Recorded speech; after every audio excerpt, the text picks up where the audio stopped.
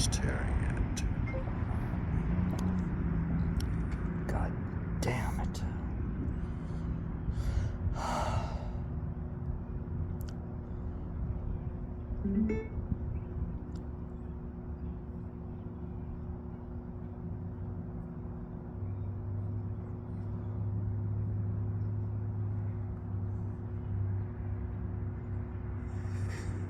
The word proves those first hearing it as numb to understanding, as the ones who have not heard. Also, you were numb to, when I first heard the word, numb to understanding it. So you still don't understand it. Yeah, what is the word? Well, we're reading from, I'm gonna read from Heraclitus, fragments. Oh, is it a fragmented reading? Yeah, it's from Penguin Classics, Heraclitus, fragments, translated Brooks, Exton. The word proves, and the words in this podcast prove to make you numb in your understanding. The word proves those first hearing it as numb to understanding, as the ones who have not heard. Yeah, so the my understanding of this is as numb as those who haven't read it. So, okay. Yet all things follow from the word. Yeah, but even so, we don't understand that everything is coming from the word. So, are you saying that everything is generated and created by the music of the spheres? What is the word? Is that the same as the logos?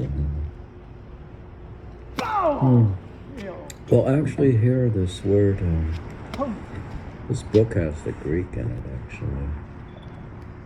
So I don't know. My Greek reading is pretty lame. I don't know if this is logos. I'll probably get it. Yet all follows, everything in this podcast is coming from the word. What? They are words. But wait a minute, is the capital word different than words, prolepis, logos?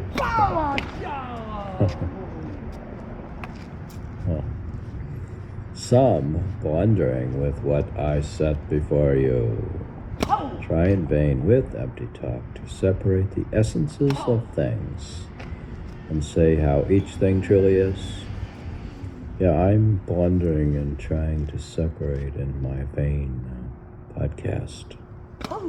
I'm trying to figure out the essence of things in Heraclitus's fragments and say how each thing truly is. Yeah, I claim to know, even though most people are numb to understanding. So you have studied this concept of logos, a word. You did your thesis on the music of the spheres.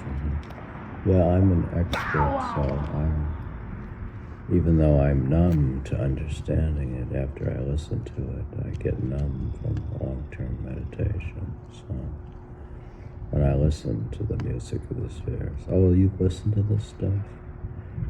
You listen to the podcast, or you listen to music and meditation? Yeah.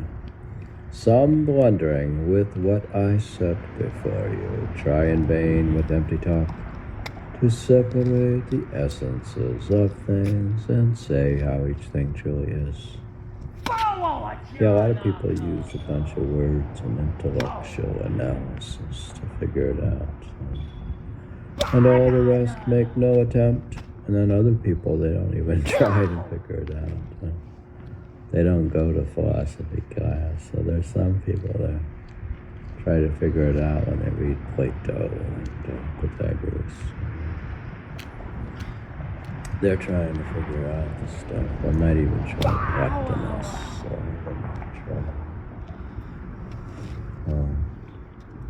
Plotinus. Plotinus? Plato, Pythagoras. There's a lot of these guys around. But they were blundering with what I said before them. And all the rest make no attempt. And other people, they don't even make an attempt to try to figure it out. So they just go on with their lives, and neither do separate the words in intellectual analysis. So they're not even an intellectual person. So. And all the rest make no attempt. They no more see how they behave broad waking. Then remember clearly what they did asleep. Huh.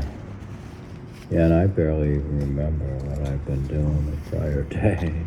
So I don't even know where I parked the car. It's ridiculous. So. Yeah, where did you park the car? More, what do you want to do? We have any desayuno or no? No, mucho desayuno. I'm so fat, I don't want to eat. No como nada? You only eat one meal a day, practically. Uno almuerzo? One almuerzo? She eats like lunch and nothing else. I then remember clearly what they did asleep. I don't remember even my dreams. So how are you qualified to understand the Word of God? Oh, this is the Word of God. Oh, so this is what the actual Word of God. In the beginning was the Word, and the Word was with God. Oh, so this is also similar to John. Yeah. John 1:1. What? Is that the right quote? Yeah. I think so. So you're covering the Word coming from everywhere. Yeah. Then he says, for wisdom, listen not to me. Yeah, if you want to get wise, don't listen to me in this podcast, but listen to the Word. Yeah, if you want to get wisdom, you should actually stick your thumbs in your ears into bhajan, which is some of the Indian gurus and sadhmat and stuff will touch you. If you get initiated, you get you do simran until you reach it. And you put your thumbs in your ears and listen to the Word. Yeah. So it's something you listen to. It's not something you just read about it in the book. Okay. For wisdom, listen not to me, but to the Word, and know that all is one. Yeah, then you become one with everything, basically.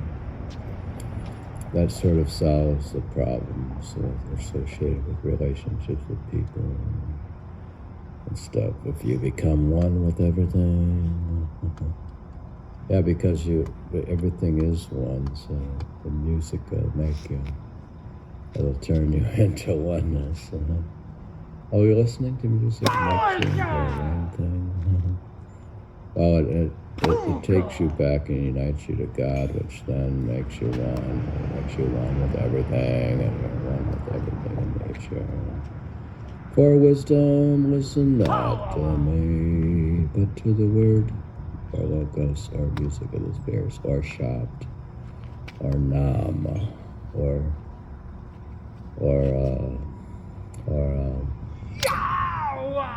sonorous light, or voice of silence, and know that all is one. Those unmindful, when they hear all they make of their intelligence, may be regarded as the walking dead. Yeah, those who aren't mindfulness and haven't been doing mindfulness meditation, or actually been gone beyond that. They're careless about doing their meditation practice and listen to the Word. Those unmindful when they hear, for all they make of their intelligence, Yeah, so all of this, I make all this fuss about how intelligent I am. But when I skip meditation, then I'm regarded as the walking dead. So on the days when I haven't meditated, I'm like, I said in one of my poems that on those days I'm like a half-dead crocodile.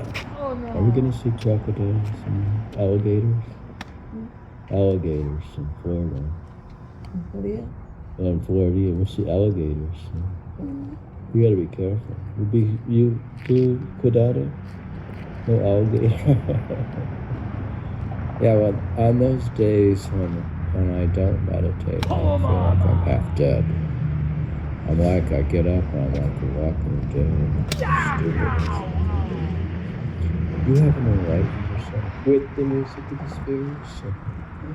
Those unmindful when they hear, yeah, those people who get initiated are demonstrated to them an example of the music of the spheres, and they by the master, and then they don't do their meditation practices, and they don't go to satsang, and they don't continue and follow the teachings of the master. They may be regarded as the walking dead. And they're not intelligent either, because intelligence comes from the word. People dull their wits with gibberish. All they do is like watch TV. They say the screen time now for children is almost 7 to 8 hours a day.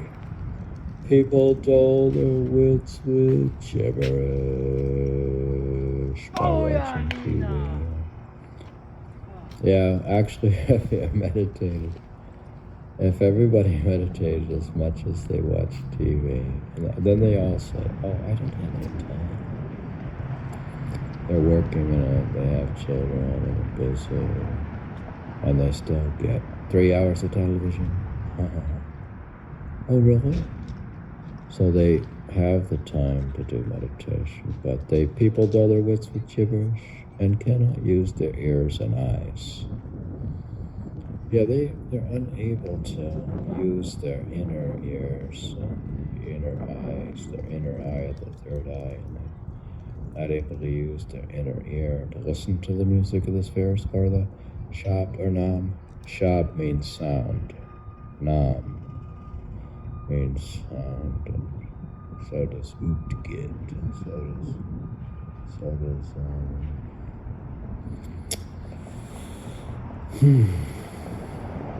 yeah, people dull their wits with gibberish like I'm doing in this podcast by reading a book.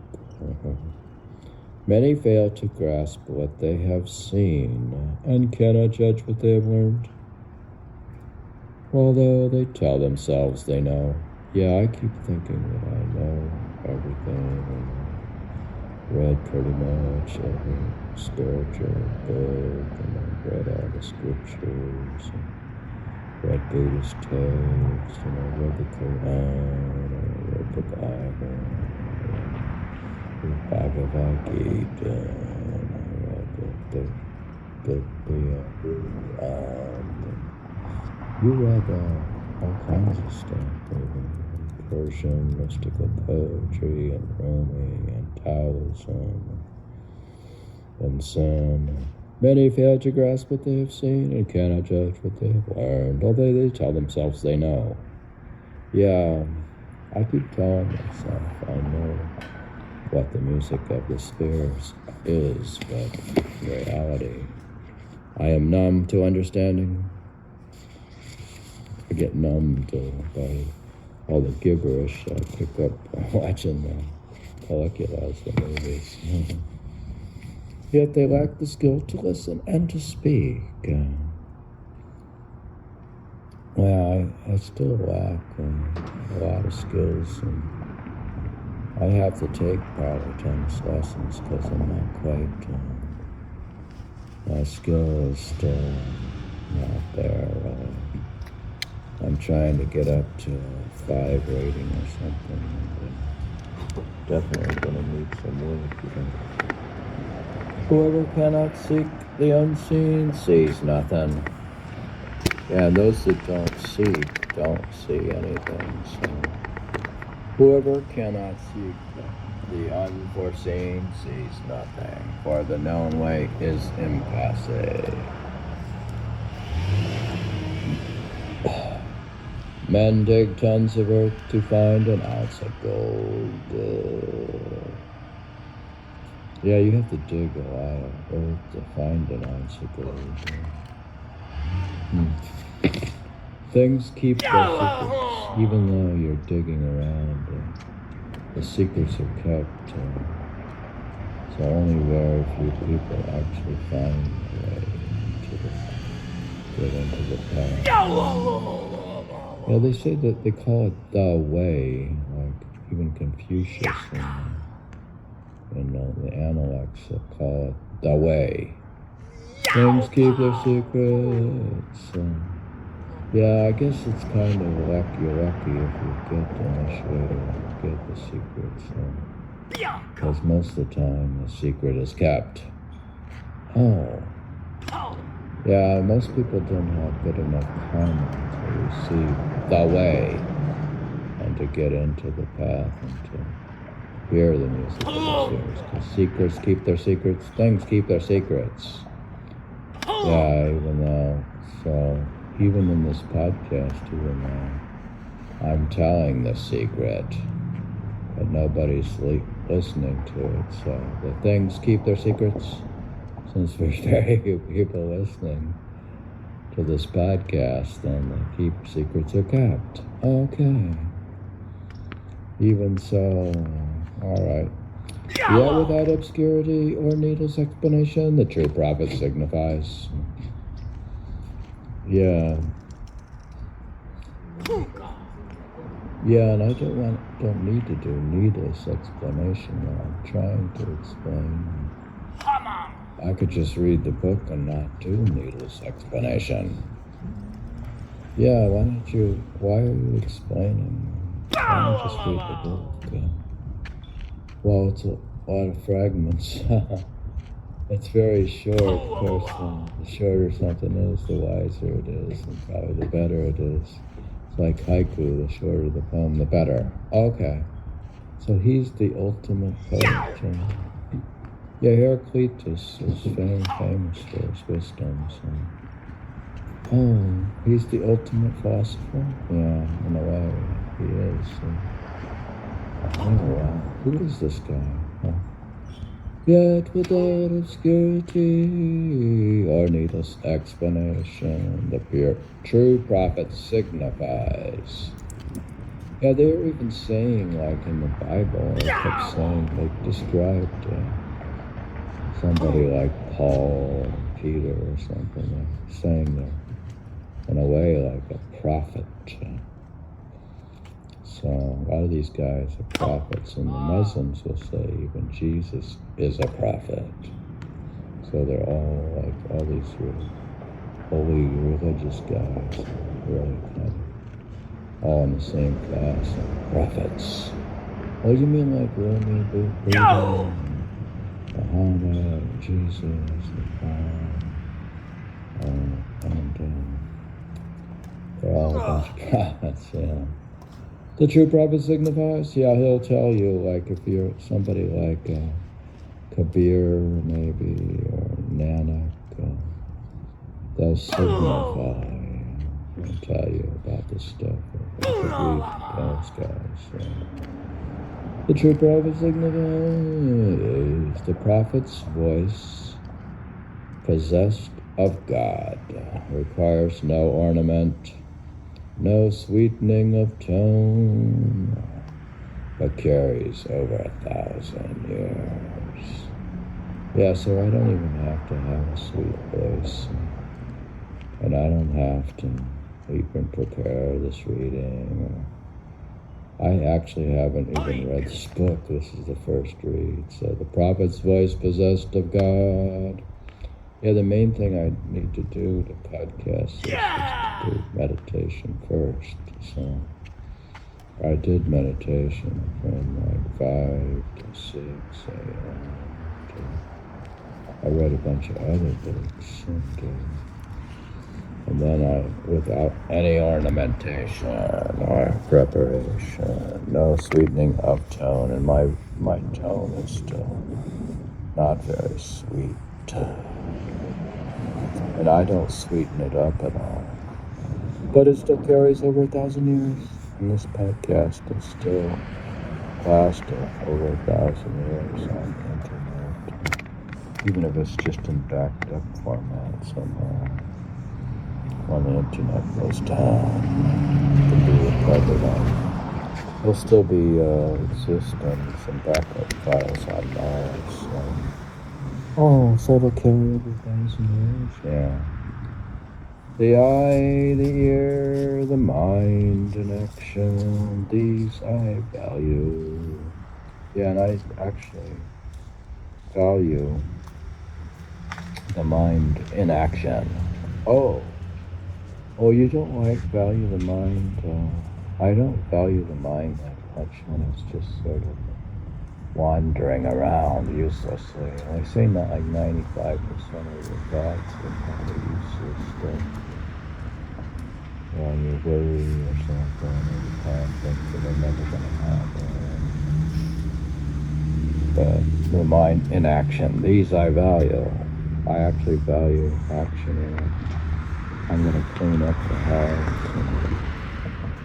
And I'm going to go exercise. And use my mind in a useful manner. The mind is a tool. The eye, the ear, the mind in action, these I value. So I'm valuing. I still value the mind, even though it interferes with meditation. I keep it busy with just manual labor. Okay. So you just use your mind like a toolbox. Yeah. Now that we can travel anywhere, we can travel now.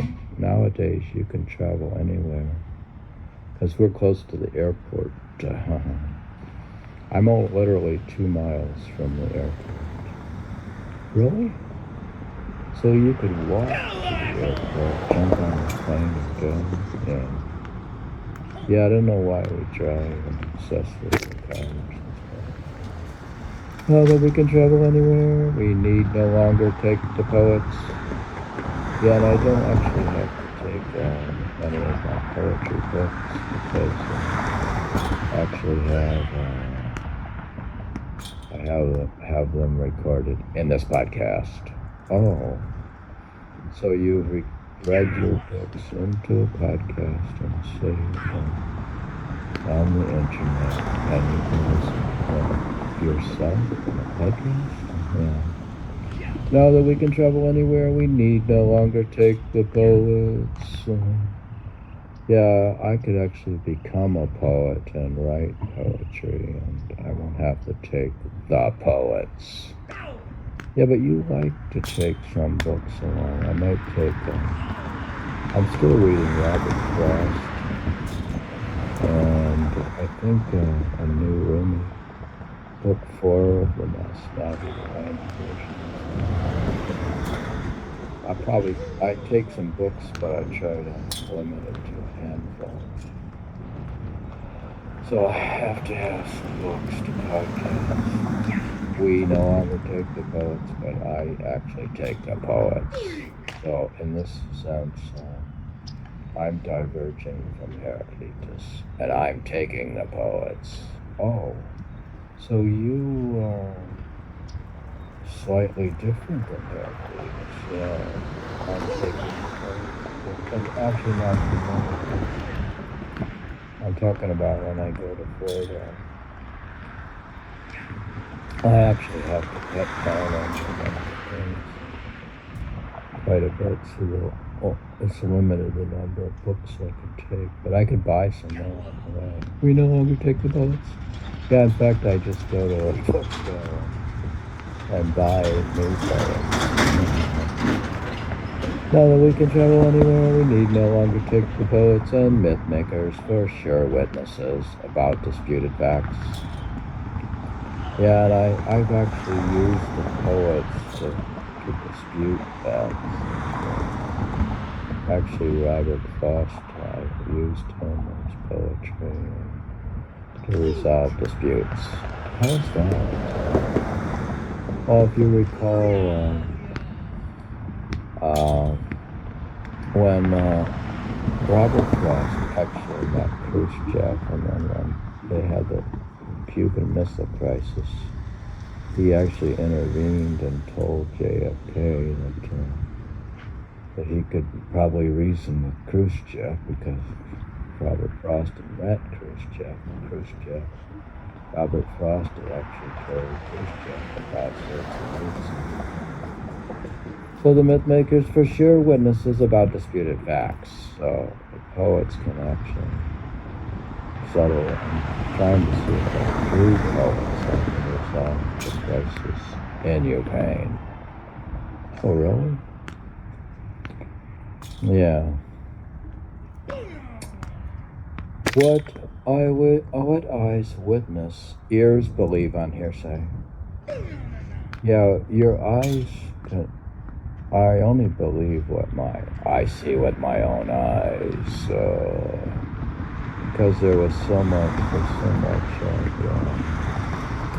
what do they call it, fake news on the internet and stuff. So, ears believe on hearsay. My ears and my reading the paper, I believe stuff. I'm easily stupefied. I believe anything I read because I'm kind of stupid. Oh. So, but your eyes, you believe what you see. I believe what I see with my own eyes. Yeah, I was reading in the book, actually this stuff with psychological warfare. They said a lot of that started or heavily used in the Russian Civil War, the Reds between the Reds. There's this book, Revolution and Civil War, 1917 to 1921, Russia, by Anthony Beevor, Beevor. It's a book on the Russian Civil War, where they used hearsay, or they actually used psychological warfare. They started using misinformation. But they used that all through history. But that was mentioned. So, if learning were a path of wisdom, those most learned about me would not believe appreciate that Pallas in her wisdom gloats over the noise of battle. Yeah, and I used to work with these guys he actually called this Greek guy in the banking business. He called his business Pallas. The Pallas was a gig provider, and because he was Greek, but if the learning were a path of wisdom, those most learn about men would not believe appreciate that Pallas in her wisdom gloats over the noise of battle. Yeah, and he used to gloat over. He used to think he was the best trader and stuff. Pythagoras may well have been the deepest in his learning of all men. This is very strange. I guess Heraclitus, I don't know this stuff. Heraclitus came after Pythagoras, because here it's showing that Heraclitus is claiming that Pythagoras may well have been the deepest in his learning of all men. Oh, is that why you follow the music of the spheres, the theory of ethos, and the theory of numbers? Yeah.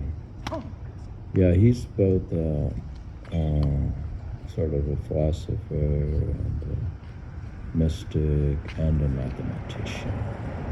Yeah, and plus if you're studied music theory, he's one of the first guys you'll see your music theory class. Oh, yeah, because he had the theory of music theory with the notes on the guitar, basically. And still he claimed to recollect details of former lives, being in one a cucumber and one a sardine. Oh, yeah. He also had the theory of reincarnation, so which overlaps with Hinduism and Buddhism and all that stuff. So, of all the words yet spoken, none comes quite as far as wisdom, which is the action of the mind beyond all things that may be said. Wisdom is the oneness of mind that guides and permeates all things. Yeah, actually, it's good to have wisdom because you can guide your mind and figure out what to do, whether it's to be into meditation. That which always was and is and will be ever living fire, the same for all the cosmos, made neither by man nor man, neither by God nor man, replenishes in measure as it burns away. Fire in its ways of changing is a sea transfigured between forks of lightning and the solid earth. As all things change to fire, the fire exhausted falls back into things. The crops are sold for money spent on food. The earth is melted into the sea by that same reckoning, whereby the sea sinks into the earth. Hunger even in the elements and insolence. Air dies giving birth to fire. Fire dies giving birth to air. Water thus is born of dying earth, and the earth of water. Fire of all things is the judge and ravisher. How from fire that never sinks or sets would you escape? One thunderbolt strikes root through everything. Huh. Yeah, there's the God particle thing with, is that prana, or is that consciousness, or is that God himself? Not being, not the sun itself, exceeds due measure, but contending powers set things right. Dawn turns to dust around the pivot of the north. Southward lies the zone of greater light. Without the sun, what day, what night? Yeah, I was just commenting on the tennis court about how sad it is in a way with the light dying. It's like in late November. There's this like the mood without the sun. It's there's a bit of, you feel a grief over the death of summer. Without the sun, what day, what night? The sun is new again all day. But today the sun sets. The mind of Thales shall in forethought clearly as in heaven the eclipse. Or the mind of Thales, Thales, saw in forethought clearly as in heaven the eclipse. The sun, timekeeper of the day, and the season oversees all things. The sun is many who have learned from Hesiod the countless names of gods and monsters never understand the night and day as one are one.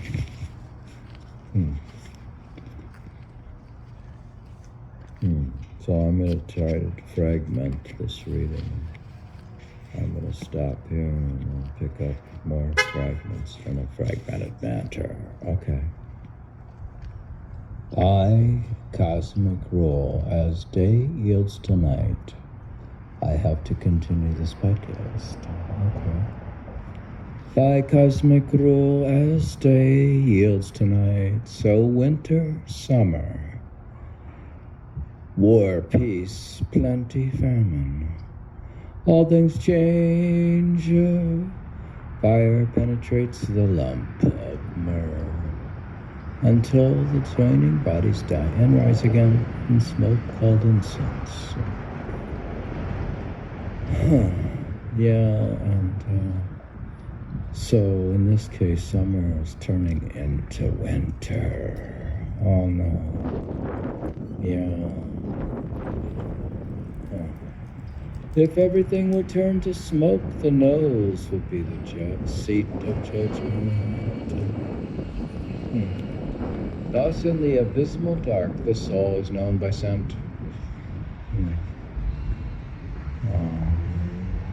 What was cold soon warms, and warmth soon cools. So moisture dries, and dry things drowned.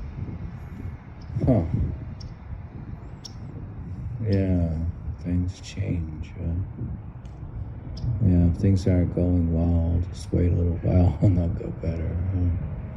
Well, what? And if they're going well, then wait a while and things don't go as well. What was scattered gathers, and what was gathered blows apart. Yeah, the leaves have been blowing apart and stuff. The river where you set your foot just now is gone. Those waters giving way to this now this.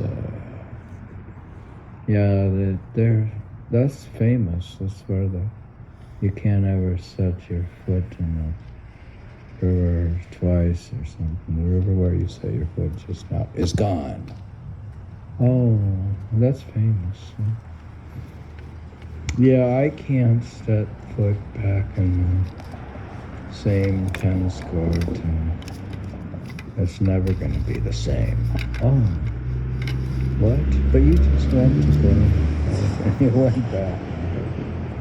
Played volleyball with your friend, and it was the same. Oh, well, is it really the same? Well, the ball is different. And, what else was different? The poet was a fool. Yeah, the poet in that case was a fool. The poet was a fool who wanted no conflict among us gods or people. Yeah, I was a fool to wish for having no conflict ever. And then life is about conflict. The poet was a fool who wanted no conflict among us gods or people. Harmony needs low and high, as progeny needs man and woman. Yeah. Progeny needs it? What if I don't have any progeny? Do I need a woman? Do I need a woman without prodigy? Progeny.